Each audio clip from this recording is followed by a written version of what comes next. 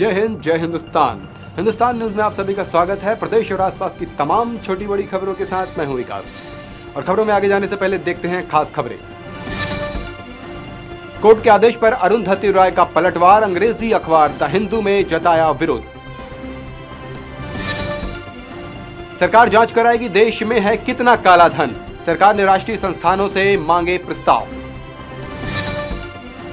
रामनगर में हुआ अपहरण, बना कत्ल कांड, पड़ोसी ने ली मासूम रोशन की जान, लोगों में आक्रोश।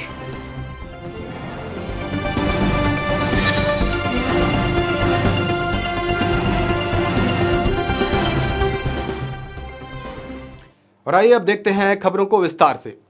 मशहूर लेखिका और सामाजिक कार्यकर्ता अरुंधति रॉय के खिलाफ मामला दर्ज किए जाने पर दिल्ली की एक अदालत ने जो आदेश दिया है उस पर अरुंधति रॉय ने अपना पलटवार दर्ज कराया है।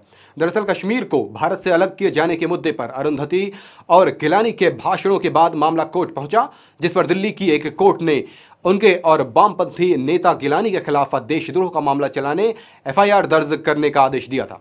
इस पूरे मामले पर मशहूर लेखिका ने अपनी प्रतिक्रिया जाने माने अंग्रेजी अखबार द हिंदू में दी है। दिल्ली की एक अदालत द्वारा देशद्रोह का मुकदमा चलाए जाने के आदेश के बाद सामाजिक कार्यकर्ता अरुंधति राय बिफर गई हैं। एक अंग्रेजी दैनिक में लिखे गए लेख में अरुंधति राय ने इस विषय पर सरकार पर पलटवार किया है। साथ ही उन्होंने 27 अक्टूबर 1947 को पूर्व प्रधानमंत्री पंडित जवाहरलाल नेहरू द्वारा पाकिस्तान के प्रधानमंत्री को लिखे गए तार का जिक्र करते हुए कहा है कि उस वक्त कश्मीर पर नेहरू का बयान देश हित में नहीं था। अपने इस बयान के पक्ष में अरुंधति राय ने 11 तर्क भी दिए हैं, जो कश्मीर पर जवाहरलाल नेहरू के विभिन्न संदेशों, बयानों और टेलीग्रामों से लिए गए हैं।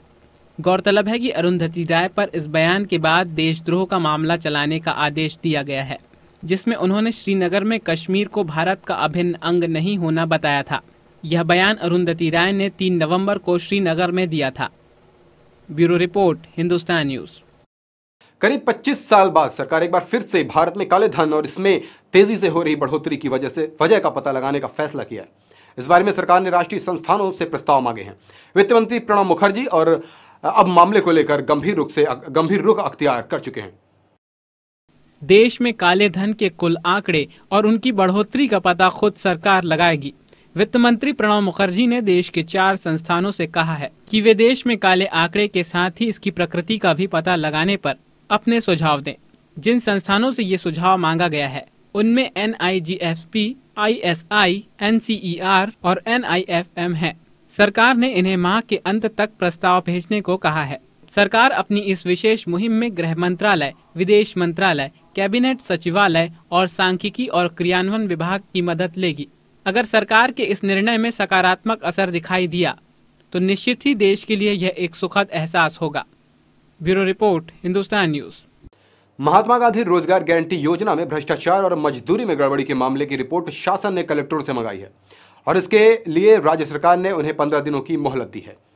भोजन के अधिकार नामक संगठन की मुहिम आखिरकार रंग लाई है। इस संस्था ने प्रमुखता के साथ मनरेगा में राज्य में हो रहे भ्रष्टाचार का खुलासा किया था।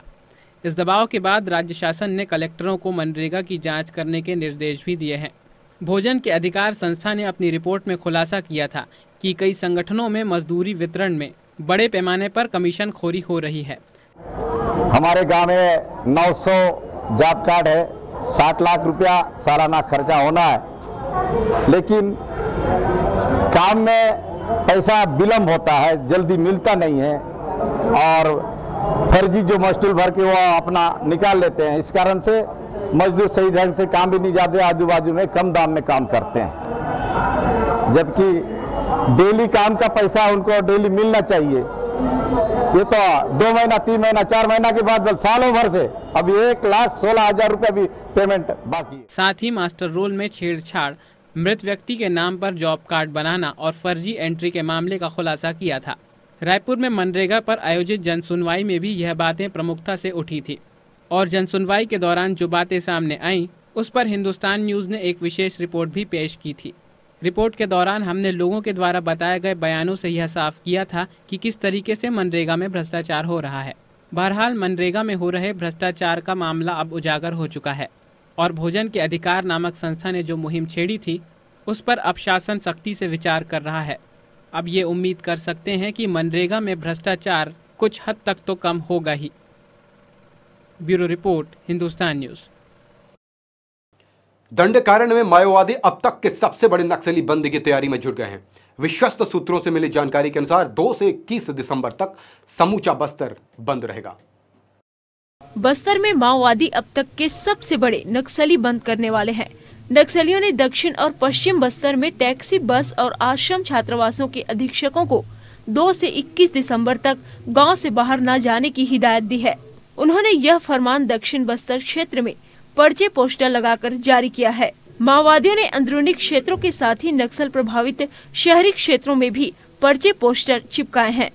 Bureau report, Hindustan news. अब बात करेंगे ऐसे माता पिता की जो अपने बच्चों को जन्म देते हैं, पढ़ाते हैं, बड़ा करते हैं, पालते हैं, पोषते हैं, लेकिन उनके बच्चे उनको छोड़ देते हैं बेसहारा। ये बात हम उन लोगों से कहना चाहते हैं जिन्होंने अपने बुजुर्ग हो चुके माता पिता को छोड़ दिया है, जो उन्हें अब अपने साथ नहीं रखना चाहते, वृद्धाश्रम के हवाले करके उन्हें भूल जाते हैं। हम एक छोटी सी रिपोर्ट पेश करने जा रहे हैं जिसमें हम ये बताना चाहते हैं कि जन्म देने वाले माता पिता क्या चाहते हैं हमसे, और ये भी कहना चाहते हैं कि बुजुर्गों के साथ ऐसा अन्याय न करें। बाघ को जन्म देने वाला बागबान, परिवार को जन्म देने वाला पिता, दोनों ही अपने खून पसीने से अपने पौधों को सींचते हैं। ना सिर्फ अपने पेड़ से, उसके साए से भी प्यार करते हैं, क्योंकि उसे उम्मीद है एक रोज जब वो जिंदगी से थक जाएगा, यही साया उसके काम आएगा।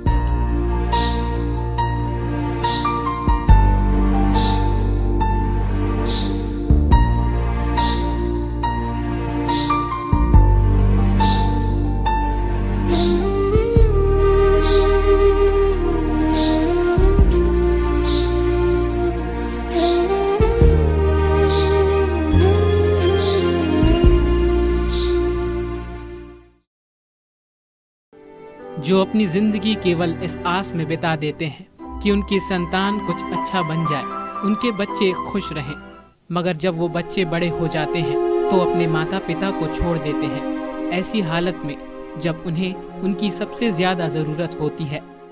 डांस नहीं करती, डांस नहीं करती। अरे टेप लगा देती ना हमारी शामा, तो थोड़ा सा मैं भी ऐसे ही करती हूँ। इस बुजुर्ग महिला के चेहरे पर खुशी देखी आपने, कितनी खुश है।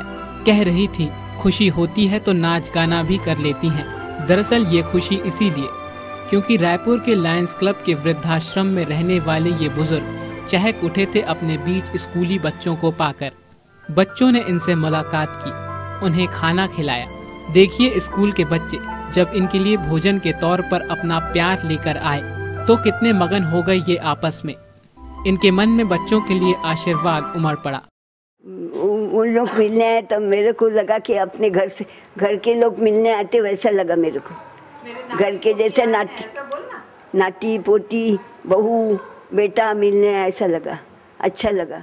अब तो लाठी के सहारे बची खुची जिंदगी कट जाएगी, मगर जिन्हें बनना था हमारा सहारा, उन्हें तो हमारी याद भी न आएगी। आंखों में उदासी साफ झलकती है। देश और दुनिया में न जाने कितने बुजुर्ग यूं ही अपना वो समय अकेले काट देते हैं जब उन्हें अपनों के, अपनी संतानों के सहारे की जरूरत पड़ती है। रायपुर के इस वृद्धाश्रम में जब बच्चों ने बुजुर्गों के साथ समय बिताया तो बुजुर्गों को थोड़े समय के लिए ही सही, मगर एक खुशनुमा एहसास तो मिल ही गया। सभी बुजुर्गों ने साथ बैठकर खाना खाया और जब थकान महसूस हुई तो सो गए चारपाई पर एक चैन की नींद के साथ। शायद इनकी जिंदगी में अब नींद में खुशी के सपने देखकर खुश होना ही लिखा है, या फिर ऐसे बच्चों से मिलकर जो कभी कभी इनसे मिलने आ जाते हैं।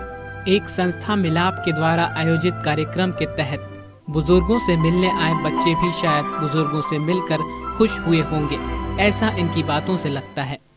बहुत अच्छा लगा, बहुत कुछ सीखने को मिला। इन्होंने सिखाया कि पढ़ लिख कर माँ बाप की सेवा करनी चाहिए और बहुत कुछ सिखाया।